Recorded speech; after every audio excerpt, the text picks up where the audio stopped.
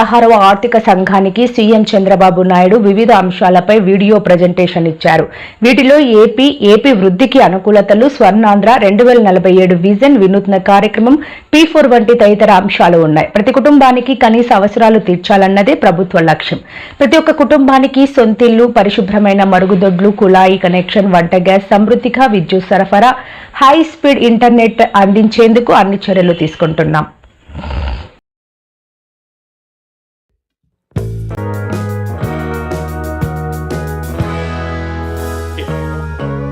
అన్ని చేయాలనే ఆశ ఉంది, కానీ గల్లా పెట్టి చూస్తే ఖాళీ అయిపోయింది. అప్పులు తేవాలంటే ఇచ్చేవాళ్ళు కూడా రావడం లేదు. కొన్ని నిబంధనలు ఉంటాయి. మీరు కూడా ఒకసారి ఆలోచించండి.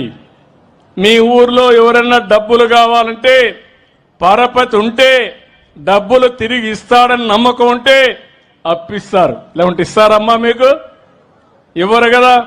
నా పరిస్థితి కూడా అదే.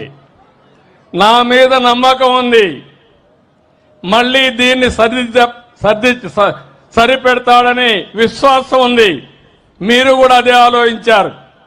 ఒక మాటలో చెప్పాలంటే ముఖ్యమంత్రి పదవి నాకు కొత్త కాదు, 4వసారి ముఖ్యమంత్రి. సమైక్య ఆంధ్రప్రదేశ్లో అందరికంటే ఎక్కువ సార్లు ముఖ్యమంత్రిగా ఉన్నాను. ఆ రోజు నేను చేసిన పనులు చరిత్రలో శాశ్వతంగా మిగిలిపోతాయి.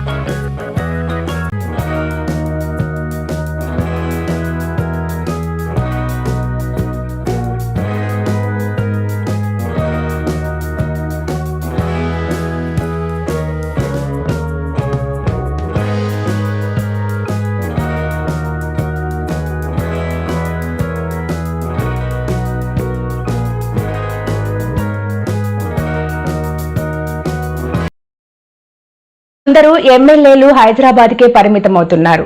ఎవరెవరు